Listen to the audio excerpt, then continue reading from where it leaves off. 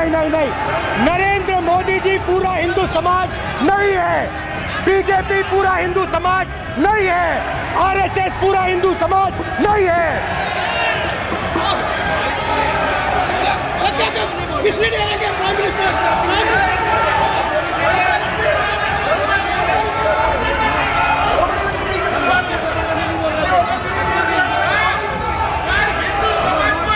भूपेंद्र यादव जी, ये ठेका नहीं है बीजेपी का। भूपेंद्र यादव जी बोलना चाहते हैं? ये सब हिंदू हैं यहाँ पे, ये सब हिंदू हैं। कि 3 बार नरेंद्र मोदी ने टेस्ट किया, 2 बार क्या मैं अयोध्या से लड़ जाऊं, और सर्वेयर्स ने कहा अयोध्या में मत लड़ जाना, अयोध्या में मत लड़ जाना, अयोध्या की जनता हरा देगी। और इसीलिए प्रधानमंत्री वाराणसी गए और वहां बच के निकले। नमस्कार, मैं रवीश कुमार। नेता प्रतिपक्ष के रूप में राहुल गांधी का पहला भाषण कैसा था? इस सवाल का जवाब आप खुद भी हासिल करें, उनका वीडियो देखें, क्योंकि आज का भाषण ऐसा था कि आप केवल राहुल गांधी का मूल्यांकन नहीं कर सकते, सरकार का भी करना होगा और स्पीकर का भी। 10 साल में आज पहली बार देखने को मिला कि जब नेता प्रतिपक्ष बोलने के लिए उठे तब कैसे पूरी सरकार बार बार उठती रही। जब तक राहुल गांधी खड़े रहे, सरकार की तरफ से भी कोई ना कोई खड़ा होता रहा। आज राहुल गांधी अकेले अपने पांव पर खड़े नहीं थे, उन्हें रोकने के लिए उनके हमलों से परेशान सरकार भी अपने पांव पर खड़ी रही। राहुल को सत्यापन के नाम से डराया गया, मगर राहुल डरे नहीं, बल्कि आज का उनका भाषण डर के ही खिलाफ था। राहुल ने जिस तरह से डर और धर्म को परिभाषित किया, उस पर बात तो होगी ही, लेकिन आज सदन में उन्होंने बीजेपी और मोदी सरकार को उनकी पिच पर आकर खेलने के लिए मजबूर कर दिया। जिन मुद्दों पर बीजेपी चुप रहा करती थी, उन मुद्दों पर उसे बोलना पड़ा। अगर राहुल गांधी के भाषण का मूल्यांकन करना है तो सत्ता पक्ष की तरफ से आती आवाजों को देखिए, आपको पता चलेगा कि उनका भाषण कैसा था। इतने सारे नियमों का उल्लेख किया गया सरकार की तरफ से। अमित शाह से लेकर अन्य सांसद स्पीकर को उनके ही नियमों की याद दिलाते रहे और स्पीकर से अपने लिए संरक्षण मांगते रहे। ऐसा कभी नहीं हुआ और ये आज ही हुआ है, 1 जुलाई के दिन, जब राहुल गांधी के हमलों से सत्ता पक्ष के दिग्गज सदन में स्पीकर से संरक्षण मांगने लगे। सरकार नियमों से राहुल गांधी को घेरने की कोशिश करती रही, लेकिन राहुल नेता प्रतिपक्ष के नियमों से उन्हें घेरते रहे। जब तक आप सत्ता पक्ष की प्रतिक्रिया को नहीं देखेंगे, आप समझ ही नहीं पाएंगे कि आज राहुल गांधी का भाषण कैसा था। प्रधानमंत्री ने तो गंभीरता से कहा कि वे नेता प्रतिपक्ष की बातों को गंभीरता से लेते हैं, लेकिन उसमें कितनी गंभीरता थी, आपको उनकी बेंच की तरफ से आती आवाजों से अंदाजा हो जाएगा। नेता प्रतिपक्ष से उम्मीद की जाती है कि जब वह बोले तो सरकार को परेशान कर दे। यही हुआ। सरकार के मंत्री और बीजेपी के सांसद नियमों की किताब में अपना सहारा ढूंढने लगे। राहुल की बातों को सत्यापित करने की मांग होने लगी और नियम पढ़कर बताया जाने लगा कि नेता प्रतिपक्ष को किस तरह से, किस तरफ देखते हुए और किन किन बातों का जिक्र नहीं करते हुए भाषण देना चाहिए और भाषण देते समय किस तरह से उन्हें पेश आना चाहिए। इस सदन के नियमों की पुस्तिका, इससे कुछ सदस्यों को क्या मुक्ति दे दी गई है? आपके गाइडेंस के बाद भी बार बार तस्वीर बताना, पूरे बीजेपी को हिंसा कर रही है ऐसे कहना, नियमों के ऊपर जाकर उनको रियायत दे रहे हो मान्यवर, हमें संरक्षित करिए, ऐसे नहीं चलता। 56 की तरफ आकृष्ट करना चाहता हूं। अगर कोई सदस्य स्पीकर साहब के ध्यान में लाने के बाद इररिलेवेंट और लगातार किसी विषय को बार बार दोहराता है, तो आपके पास ये अधिकार है कि आप उस सदस्य को निर्देशित करके रोक सकते हैं। आप अपने अधिकार का प्रयोग करिए। ये संविधान की बात कर रहे हैं सर, और इसी संविधान का आर्टिकल 25 कहता है कि किसी भी धर्म के ऊपर कोई भी व्यक्ति किसी को हिंसावादी करार नहीं दे सकता है। मैं समझ रहा हूं कि विपक्ष के नेता नाते पहली बार बोल रहे हैं, मगर नियमों के पुस्तक के बाहर वो नहीं जा सकते। ये स्टेटमेंट करे कि हम कहते हैं कि किसान आतंकवादी, तो कैसे सदन में चल सकता है मान्यवर? मैं दो नियम रूल 349 और रूल 352 के संबंध में आपका ध्यान आकर्षित करना चाहता हूं। सबसे पहले तो प्रतिपक्ष के नेता को बोलने का तरीका आना चाहिए। 349 जो 12 है वो स्पष्ट रूप से कहता है शैल नॉट सिट और stand with back toward the chair. 10 साल तक जो बीजेपी राहुल को राहुल ही नहीं समझती रही, प्रधानमंत्री एक बेहद खराब चैनल के इंटरव्यू में कहते हैं कौन राहुल, और उस बेहद खराब चैनल के तमाम एंकर उनके साथ हंसते हैं। आज वही बीजेपी के सांसद नियमों की किताब उठाकर राहुल को बता रहे थे कि नेता विपक्ष को कैसे भाषण देना चाहिए। जिस राहुल का बीजेपी यह कहकर मजाक उड़ाया करती थी कि उन्हें लॉन्च करने की 4 बार कोशिशें हुई हैं मगर सफल नहीं हुई, वही राहुल गांधी आज बीजेपी पर इस तरह भारी पड़ने लगे जैसे बीजेपी राहुल के सामने 4 बार से खड़ी होने की कोशिश कर रही थी। आज के भाषण की सबसे अच्छी बात यह रही कि 10 साल से जिस लोकसभा में एक तरफा माहौल बना रहा, केवल मोदी मोदी हो रहा था, आज राहुल राहुल भी होने लगा। 10 साल से लोकसभा में जो सूनापन आ गया था, आज वह दोनों तरफ से आ रही आवाजों से गूंजने लगी। राहुल गांधी का भाषण छोड़िए, आज लग रहा था कि लोकसभा में लोकतंत्र बोल रहा है, उसकी आवाज में अभी जान बाकी है। आज के वीडियो में बहुत कुछ होगा, लेकिन काफी कुछ नहीं भी हो सकता है, क्योंकि संभव नहीं कि सभी बातों को यहां समेट दिया जाए। आप इस वीडियो को पूरा देखने का धीरज रखिए। 1 जुलाई का यह दिन याद रखने का दिन है। हम शुरुआत वहां से करते हैं जहां राहुल गांधी ने अपने भाषण का अंत किया। आपको याद होगा जब ओम बिरला स्पीकर चुने गए, तब नेता सदन और नेता प्रतिपक्ष दोनों उन्हें आसन तक छोड़ने गए। राहुल गांधी ने हाथ मिलाया और प्रधानमंत्री ने भी हाथ मिलाया। फिर इस तस्वीर को लेकर काफी चर्चा हुई कि स्पीकर ने प्रधानमंत्री मोदी का अभिवादन झुककर किया और राहुल गांधी का अभिवादन सीधे तने रहकर किया। राहुल गांधी ने इसी प्रसंग का जिक्र कर आज बता दिया कि वे इस सदन में सीमा में भी रहेंगे और सीमाओं को तोड़ते भी रहेंगे। Now, Speaker sir, why I'm saying this, and forgive me for saying this, but when you were being put on that chair, I walked there to help you, to walk with you to the chair. And I shook hands with the Prime Minister and I shook hands with you. And then I walked to your chair. And you are the final arbiter of the Lok Sabha. You're the final word here. What you say fundamentally defines Indian democracy. You don't allow us to speak, you allow us to speak, you allow them to speak, you don't allow us to speak. All these things define Indian democracy. Speaker sir, there are actually 2 people sitting in that chair. There is the Speaker of the Lok Sabha, the Speaker of the Indian Union, and there is Mr. Om Birla. When Modi ji went and shook your hand, and I went and shook your hand, I noticed something. When I shook your hand, you stood straight like this and shook my hand. And when Modi ji shook your hand, you bowed down and shook his hand.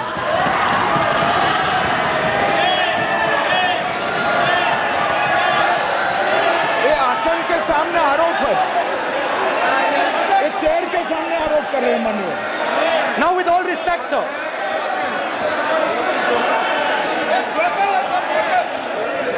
such a please बैठिए। No please बैठिए please. एक please बैठिए, please बैठिए। एक minute please, एक minute please, please please, okay please, no. माननीय प्रतिपक्ष के नेता, एक मिनट प्लीज। माननीय, please please please, no no.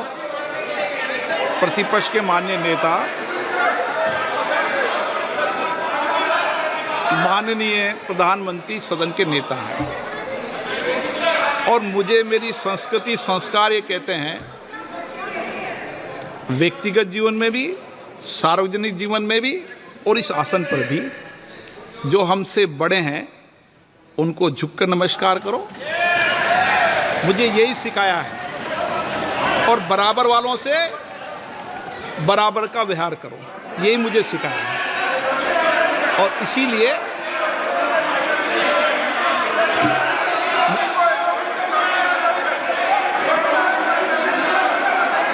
Speaker sir,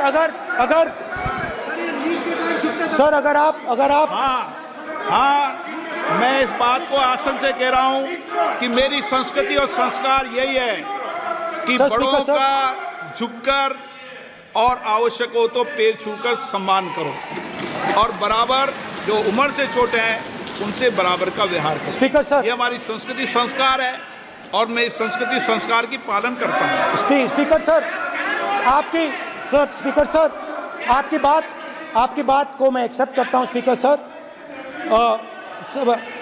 sir, आपकी बात को रिस्पेक्टफुली, बैठिए ना। स्पीकर सर, मैं आपकी बात को रिस्पेक्ट करता हूं, मगर आपको कहना चाहता हूं कि इस हाउस में स्पीकर से कोई बड़ा नहीं होता।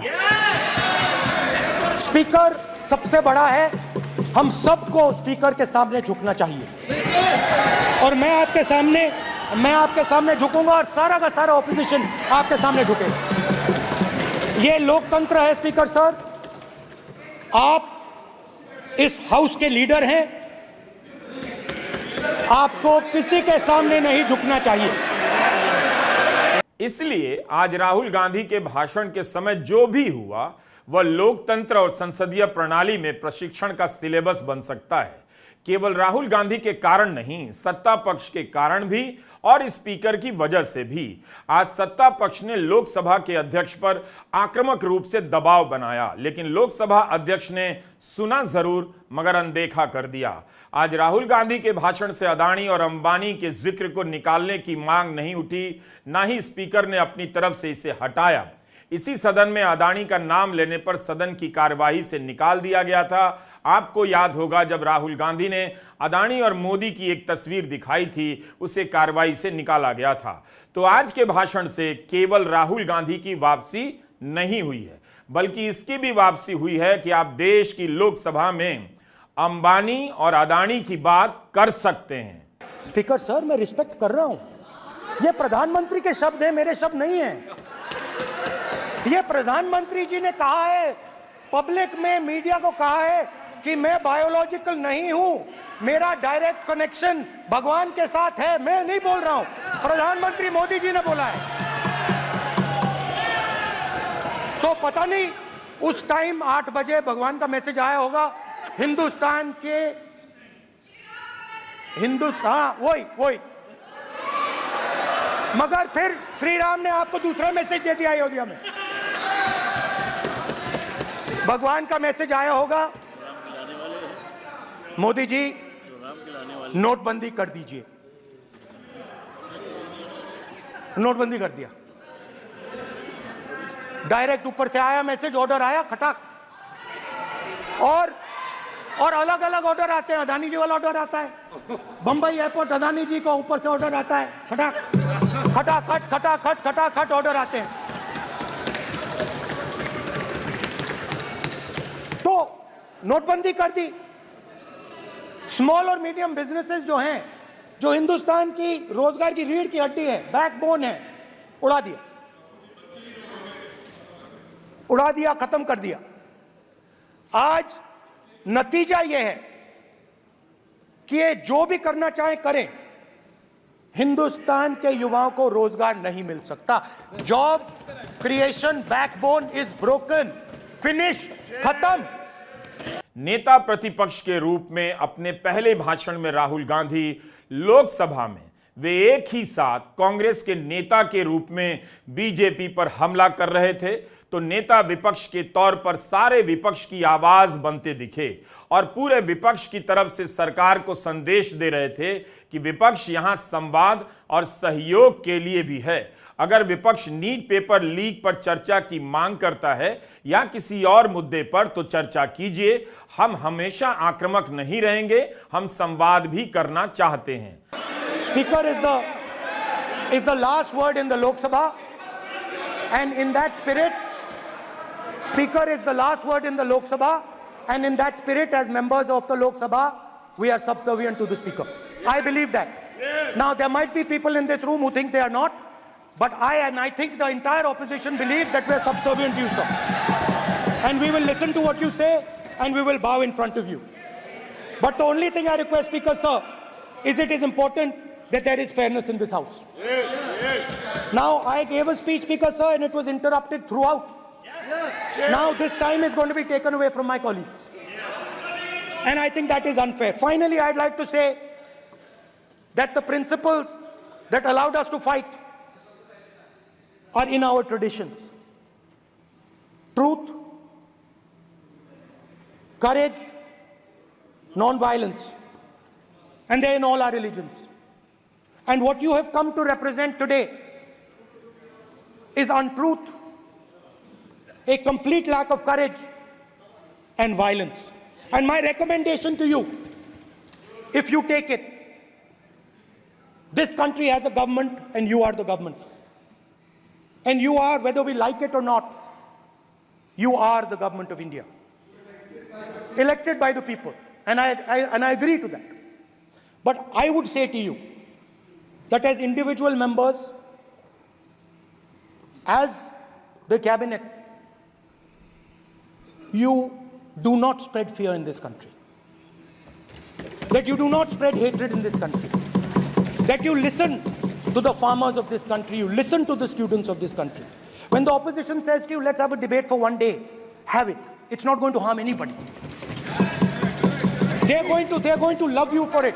The students of India are going to say, we love the government because they allowed us our voice, they let us speak for one day. So, do not spread hatred. Do not spread violence. Do not be fearful. Even the BJP members here, even the cabinet members, do not be fearful. You have a constitutional position. You are individuals and then you have a constitutional position. Rajnath Singh ji is an individual and he's the defense minister of India. And that is the way this country has to be run. And we as the opposition, don't take us as your enemies. We are not your enemies. We are here, we are sincerely here to make your work easier as long as you follow the basic principles that we have stated. And these principles are Shivji's principles. They are the principles of Shivji. Har Har Mahadev, you can say. To make the government. This is basically what I have explained here today is the concept of Indian leadership in all religions. Respect, affection, ahimsa, and always standing up for the truth. And I'm more than happy, all of us are more than happy to discuss anything you want without being nasty, without being aggressive, anything you want, we are ready to discuss. So please let us work together to take this country forward. You are the government. We have to accept that. You got 240 seats. Rahul Gandhi ने कहा कि यह सच्चाई है कि आज आप सरकार में हैं, हम विपक्ष में हैं। मैं आपको बधाई देता हूं, तो सत्ता पक्ष की तरफ से तालियों की आवाज नहीं आई। राहुल ने तब भी कहा, मैं बधाई दे रहा हूं, कम से कम स्वीकार तो कर लीजिए, मगर तालियां नहीं आई। साफ था भाषण खत्म होते होते राहुल ने बीजेपी को थका भी दिया। 10 साल में आज पहली बार राहुल गांधी को रोकने के लिए बीजेपी को इतनी मेहनत करनी पड़ी और रोक भी नहीं पाई। I congratulate you on that. At least accept it, accept तो कर लीजिए। Not happy, okay okay, you not happy. नेता प्रतिपक्ष के रूप में राहुल गांधी ने उन मुद्दों को उठाया जिस पर सरकार के साथ 3 महीने के चुनाव में आमना सामना नहीं हुआ। प्रधानमंत्री मोदी ने पूरे चुनाव में अपने भाषणों में अग्निवीर पर कोई जवाब नहीं दिया, जबकि विपक्ष कहता रहा कि सत्ता में आ गए तो अग्निवीर योजना समाप्त कर देंगे। तब भी प्रधानमंत्री ने मतदाताओं को अग्निवीर की तारीफ में भाषण नहीं दिए, लेकिन आज वे नेता सदन के तौर पर सदन में बैठे रहे और राहुल गांधी अग्निवीर का मुद्दा उनके सामने उठाते रहे। यह वो मुद्दा था जिस पर चुनाव में आमना सामना नहीं हुआ, मगर आज हो गया। अध्यक्ष महोदय, अध्यक्ष महोदय, मैं नेता प्रतिपक्ष से अनुरोध करना चाहूंगा, गलत बयानी करके सदन को गुमराह करने की कोशिश। गलत नहीं है सर, गलत नहीं है सर। लेना चाहता हूं कि युद्ध के दौरान अथवा सीमाओं की सुरक्षा के दौरान यदि हमारा कोई अग्निवीर का जवान शहीद होता है तो उसके 1 करोड़ रुपए की धनराशि सहायता के रूप में उसके परिवार को मुहैया कराई जाती है। इस प्रकार की गलत बयानी से सभी को गुमराह करने की कोशिश नहीं की जानी चाहिए। संसद महोदय, अध्यक्ष। स्पीकर सर, स्पीकर सर देखिए, स्पीकर सर देखिए, राजनाथ सिंह जी की एक राय है, मेरी एक राय है। सच्चाई अग्निवीरों को मालूम है, हमें बोलने की जरूरत नहीं है। अग्निवीर को किस चीज का सामना करना पड़ता है, शहीद का दर्जा मिलता है या नहीं मिलता है, कॉम्पनसेशन मिलता है नहीं मिलता है, पेंशन मिलती है नहीं मिलती है, वो उसको मालूम है। पॉइंट ऑफ ऑर्डर है मान्यवर। अब सदन के सामने 2 स्टेटमेंट हुए, एक हुआ विपक्ष के नेता का, दूसरा हुआ माननीय राजनाथ सिंह जी का, रक्षा मंत्री जी का। ये कहते हैं कि 1 करोड़ रुपया नहीं मिलता है। श्री राजनाथ सिंह ने अधिकृत रूप से कहा कि मारे जाने वाले अग्निवीर को जो शहीद होता है उसको 1 करोड़ रुपया मिलता है। उनको फैक्चुअल पोजीशन सदन पर रखनी चाहिए मान्यवर। ये सदन झूठ बोलने की जगह नहीं है मान्यवर, यह सच बोलना चाहिए। और अगर ये नहीं रखते हैं तो उनको ये सत्यापन नहीं करते अपने स्टेटमेंट का, तो उनको सदन और देश से और अग्निवीरों से माफी मांगनी चाहिए माननीय।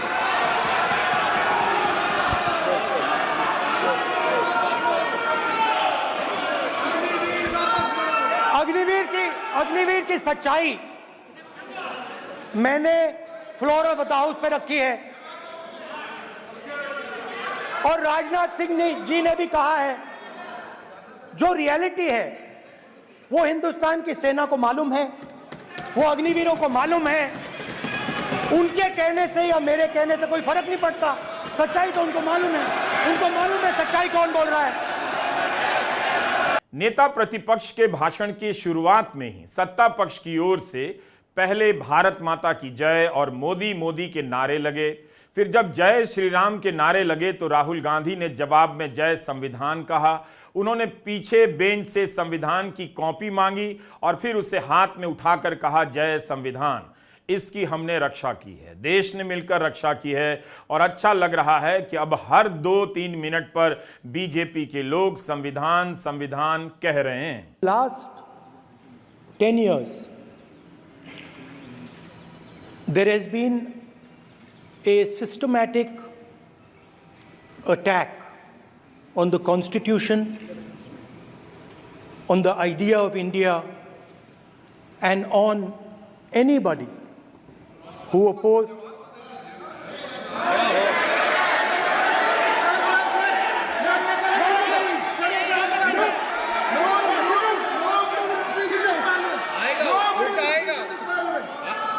आप पर उल्टा आएगा, कोई बात नहीं, कल उल्टा आएगा आप पर। There has been, just warming up right now. अभी वार्म अप हो रहा है। तो there was a systematic, full-scale assault on the idea of India, on the Constitution, and also on millions and millions of people who resisted the ideas being proposed by the BJP, who resisted the attack on the Constitution. Many of us personally were attacked. In fact, some of our leaders are still in jail. One of our leaders has just recently been released. Another one is still in jail. And not only the opposition, but anybody who resisted the idea of concentration of power, of concentration of wealth, of aggression on the poor, of aggression on Dalits, minorities, tribals, was crushed. Violently crushed. People were put in jail. People were threatened. And I myself was attacked. Rahul Gandhi आज विपक्ष की तरफ से बोल रहे थे, लेकिन Congress party की तरफ से भी वे बोलते रहे। उन्होंने प्रधानमंत्री के सामने कहा कि नरेंद्र मोदी पूरा हिंदू समाज नहीं है, बीजेपी पूरा हिंदू समाज नहीं है, आरएसएस पूरा हिंदू समाज नहीं है, ये ठेका नहीं है बीजेपी का, हम सभी हिंदू हैं। हुआ यह कि राहुल गांधी आज अपने साथ भगवान शिव की तस्वीर ले आए। उन्होंने शिव भगवान के सहारे धर्म के भीतर की हिंसा और अहिंसा को रेखांकित करना शुरू कर दिया। जब भी वे शिव की तस्वीर दिखाते, सत्ता पक्ष से कोई ना कोई सदस्य खड़ा हो जाता, नियमों का हवाला देता कि आप तस्वीर नहीं दिखा सकते। स्पीकर ने भी राहुल गांधी को जिम्मेदारी से भाषण देने की सलाह दी, मगर उन्होंने भी शिव की तस्वीर को सदन की कार्यवाही से नहीं निकाला और ना ही साफ साफ निर्देश दिया कि अब आप शिव की तस्वीर नहीं दिखाएंगे।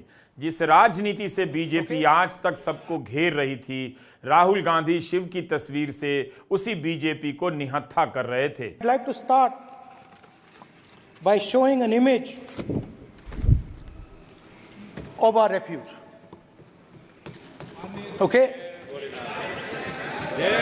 सर, शिव जी की फोटो नहीं दिखा सकते सर? एक मिनट माननीय सदस्य। सर, शिव जी की फोटो मना है सर? एक मिनट सर, मना है तो रख देता हूं सर। नो, एक मिनट प्लीज।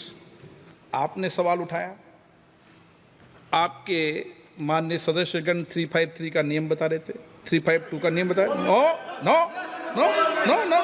Please no. आपने कहा इस नियम प्रक्रिया से सदन चलना चाहिए। नियम प्रक्रिया में कोई भी प्ले कार्ड, कोई भी चिन्ह को सदन में नहीं दिखाया जा सकता। आपने कहा नियम से, ऐसा नहीं है। माइक दीजिए सर। जी सर, क्या इस हाउस में शिव जी की फोटो दिखाना मना है? माननीय सदस्य, आप बस ये बता दीजिए। माननीय सदस्य सर, मना है या नहीं? कोई भी चित्र को दिखाने के तो शिव जी का चित्र इस हाउस में दिखाना मना है। दरअसल राहुल गांधी ने शिव का उदाहरण यह समझाने के लिए दिया कि उन पर प्रधानमंत्री मोदी के कहने पर 20 से ज्यादा केस किए गए, 2 साल की जेल की सजा हुई, उनका घर ले लिया गया। लेकिन मैंने यह सब शिव के सहारे झेला, इसका सामना किया, क्योंकि शिव से मुझे निडर होने की शक्ति मिलती है। I myself was attacked by order of the government of India, by order obviously of the Prime Minister of India. 20 plus cases, 2-year jail sentence, my house taken away, no problem. Relentless attack in the media, 24/7, every single day, abuse, attack. And then the most enjoyable and beautiful part of it, 55 hours of interrogation by the ED. No, which I really enjoyed. Because by the end of the interrogation, the officer off camera, he switched off the camera and then he asked me, Rahul ji, you've been sitting here 55 hours. आप पत्थर जैसे हो, आप हिलते क्यों नहीं हो? मुझसे सवाल पूछा उसने। तो जब ऐसा आक्रमण होता है, when there's an attack like this on you, you obviously need refuge, you need a place, or you need ideas that defend you. 10 साल से नेहरू के आइडिया ऑफ इंडिया पर हमला होता रहा। देश के जरूरी बुनियादी मुद्दों को किनारे कर फालतू की एक बहस रची गई, जैसे कोई बहुत बड़ा काम किया जा रहा है, कोई नई इमारत बनाई जा रही है। एक ऐसे समय में जब बीजेपी और समर्थकों को लगने लगा कि आइडिया ऑफ इंडिया की अवधारणा पूरी तरह से ध्वस्त हो चुकी है, राहुल गांधी उसी आइडिया ऑफ इंडिया को लेकर खड़े हो गए जिसे ध्वस्त किया गया था। आज राहुल गांधी ने उसकी बुनियाद रखी और इमारत खड़ी करनी शुरू कर दी। स्पीकर सर, यह चित्र पूरे हिंदुस्तान के दिल में है। पूरा हिंदुस्तान इस चित्र को जानता है, समझता है। Everybody knows this image. Speaker sir, why I got this image is because there are certain ideas in this image that we defend, that the opposition defends. The first idea in the image that we defend is the idea of confronting our fear, of never being scared. That idea is represented in this image, which you are not allowing me to show, by a snake that is placed right near the neck of Shivji. The idea behind that is never be scared of anything that you face. In fact, Shivji places death 1 inch from his neck. And that is the spirit with which we fought when we were in the opposition. From this idea of resisting, we are still in the opposition, I know. I know that. And I'm happy and proud to be in the opposition. Because for us, there is more than power. There is truth. For you, there is only power. That is the only place you want to be. For us, there is truth. And this is a symbol of truth. So when Shivji places the snake near his neck, what he is saying is, I will accept the truth and I will not back down from the truth, and that is what we have said. नेता प्रतिपक्ष ने बता दिया कि उन्होंने BJP के सामने धर्म के विषय पर बोलने की भाषा हासिल कर ली है। वे शिव को निडरता और अहिंसा के प्रतीक के रूप में स्थापित करते रहे। इसके बाद उन्होंने भय के कई रूपों की व्याख्या की। बीजेपी ने उम्मीद नहीं की होगी कि राहुल अपने साथ शिव की तस्वीर लेते आएंगे। ज्यादा से ज्यादा यही सोचा होगा कि फिर से उसी अदानी की तस्वीर लेकर आएंगे। पिछली बार वे अदानी की तस्वीर लेकर तो आए थे, जिसे सदन की कार्रवाई से निकाल दिया गया, लेकिन इस बार शिव की तस्वीर कैसे निकाली जा सकती थी? मुश्किल बीजेपी के लिए भी थी और स्पीकर के लिए भी। बीजेपी भी साफ साफ मांग नहीं कर रही थी कि इस तस्वीर को कार्रवाई से या रिकॉर्ड से निकाला जाए। तमाम हंगामों के बीच शिव की तस्वीर मौजूद रही और राहुल गांधी का भाषण भी चलता रहा। मगर अहिंसा और निडरता की बात करते करते राहुल केवल वहीं तक नहीं रुके, इस्लाम और सिख धर्म से भी उदाहरण देने लगे। तो इस्लाम में भी कहा गया है, मैं पढ़ता हूं। एड्रेस इधर करें। He said, एड्रेस इधर करें माननीय सदस्य। हाँ जी, सॉरी। इस्लाम में भी लिखा गया है, कुरान में, the prophet peace be upon him said, God said, have no fear, I am with you, hearing and seeing. मतलब इस्लाम में भी कहा गया है कि डरना नहीं है। और जब इस्लाम में दुआ मांगी जाती है तो दोनों हाथ से, दाएं हाथ से अभय मुद्रा दिखाई देता है। उसके बाद गुरु नानक जी की ओर चलते हैं।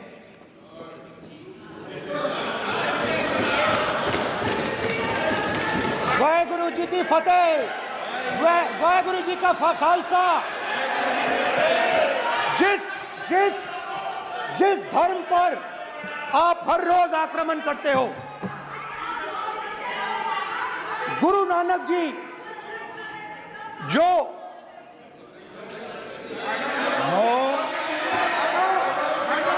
प्लीज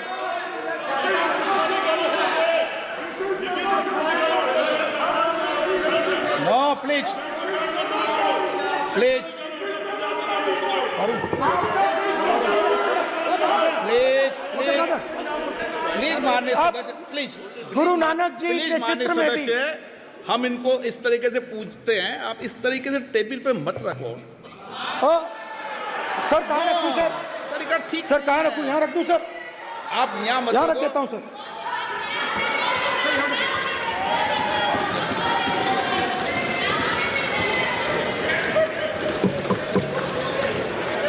सर गुरु नानक जी के चित्र में भी आपको अभय मुद्रा दिखाई देगा। गुरु नानक जी भी कहते हैं कि डरो मत, डराओ मत। और पंजाब से गुरु नानक जी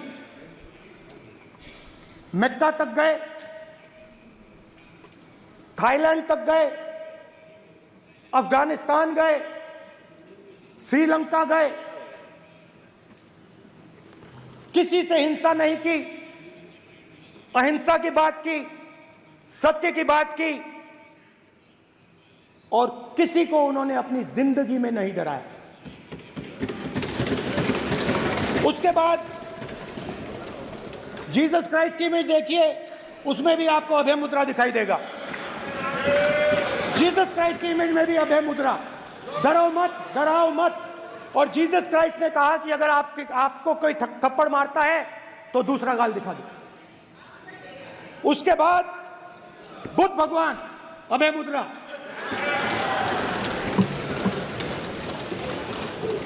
डरो मत, डराओ मत, अहिंसा। मतलब, और अंत में महावीर, डरो मत, डराओ मत, अभय मुद्रा। मतलब हिंदुस्तान के इतिहास में 3 फाउंडेशनल आइडियाज हैं। मोदी जी ने अपने भाषण में एक दिन कहा कि हिंदुस्तान ने किसी पर आक्रमण नहीं किया। उसका कारण है क्योंकि यह देश अहिंसा का देश है। यह देश डर का देश नहीं है। तो हमारे सारे के सारे महापुरुषों ने अहिंसा की बात की, डर मिटाने की बात की। डरो मत, डराओ मत, डरो मत, डराओ मत। और दूसरी तरफ शिव जी कहते हैं डरो मत, डराओ मत, अभय मुद्रा दिखाते हैं। राहुल ने सेक्युलरिज्म, धर्मनिरपेक्षता का जिक्र नहीं किया, लेकिन धर्म के जिन शानदार उदाहरणों को उठाने से लोग डरने लगे थे, उन्हें लगता था कि ये सद्गुण नहीं है। राहुल ने उन्हें सदन के भीतर सद्गुण के रूप में स्थापित किया, बताने का प्रयास भी कि धर्म का मार्ग अहिंसा का ही है, नफरत का नहीं। राहुल ने कुछ भी ऐसा नहीं कहा, लेकिन फिर भी बीजेपी ने कहना शुरू कर दिया आस्था को ठेस पहुंचाई गई है। लेकिन राहुल अपनी जगह से हिले नहीं। आप भी पूरा भाषण सुन सकते हैं किस जगह पर और किस तरह से आस्था को ठेस पहुंचाई गई है। माननीय, आप प्रतिपक्ष के नेता हैं, किसी की भावनाओं को ठेस नहीं पहुंचे। सर मुझे चर्चा बोलने में दीजिए। ध्यान रखना चाहिए।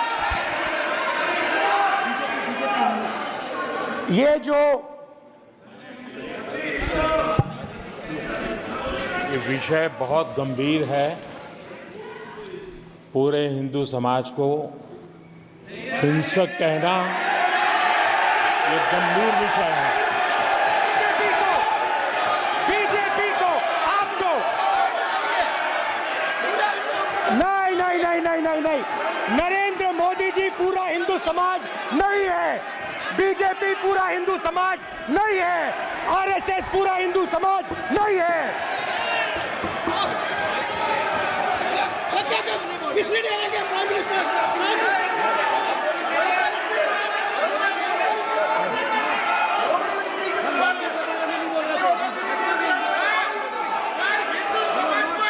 भूपेंद्र यादव जी, ये ठेका नहीं है बीजेपी का।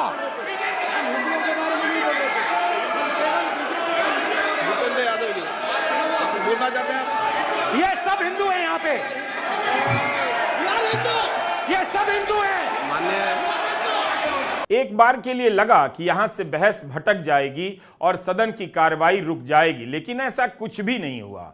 बीजेपी के सदस्यों ने भी ऐतराज जताया और राहुल ने उसके बाद अपना भाषण जारी रखा। उम्मीद थी कि राहुल गांधी आज मुसलमानों के खिलाफ बढ़ती मॉब लिंचिंग की घटनाओं पर भी खुलकर बोलेंगे। जिस तरह से वे अहिंसा और अभय की बात कर रहे थे, उन्हें इस पर भी विस्तार से बोलना चाहिए था। एक वक्त आया जब लगा कि वे बोलेंगे, लेकिन नतीजे आने के बाद जिस तरह से मॉब लिंचिंग की घटनाएं हुई हैं, राहुल को बोलना चाहिए था। संसद चल रही है, नेता विपक्ष की अपनी जिम्मेदारी हो जाती है कि सदन में ही बोले।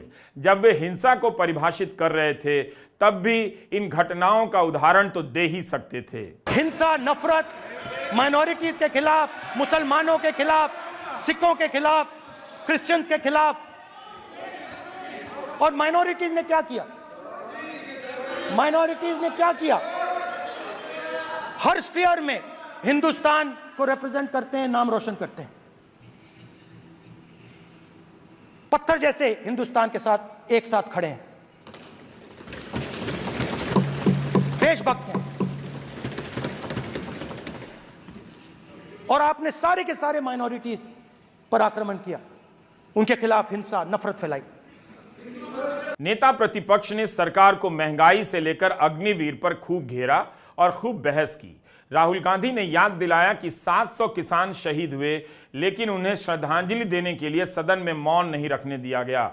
मणिपुर प्रधानमंत्री नहीं गए, नीट पेपर लीक का मुद्दा भी उठाया। See, sir, Speaker sir, NEET students spend years and years preparing for their exam. Their family supports them financially, emotionally.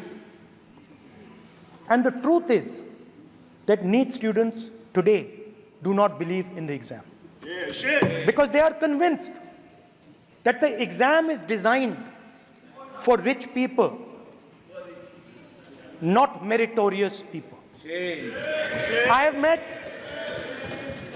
a number of NEET students, every single one of them tells me that the exam is designed to create a quota for rich people and to create a passage for them into the system, and is designed not to help poor students. Now, इससे भी बहुत डर होता है। महीनों पढ़ाई करते हैं, ये पता नहीं कि भैया एग्जाम लीक हो जाएगा, नहीं होगा। अगर पास भी हो गए तो पैसा कहां से आएगा? तो उधर भी इन लोगों ने भय डालने का काम किया। तो जहां भी ये देखते हैं, ये भय डालते हैं। सेना में, युवाओं में। देश की जनता ने 2024 के नतीजे को इसी तरह गढ़ा है कि अब वहां प्रधानमंत्री मोदी को भी सुनना होगा और नेता प्रतिपक्ष को भी बोलने दिया जाएगा। प्रधानमंत्री नरेंद्र मोदी भी पूरी विनम्रता और एकाग्रता से नेता प्रतिपक्ष का भाषण सुनते नजर आए। उन्होंने सुना जब राहुल गांधी ने कहा प्रधानमंत्री अरबपतियों के लिए काम करते हैं। अब प्रधानमंत्री मोदी के जवाब देने की बारी है। आज का दिन स्पीकर के लिए भी आसान नहीं था। सरकार की तरफ से दबाव बढ़ता जा रहा था, लेकिन ओम बिरला विपक्ष को चेता तो रहे थे, मगर अपने आदेशों से विपक्ष की आवाज बंद नहीं कर रहे थे।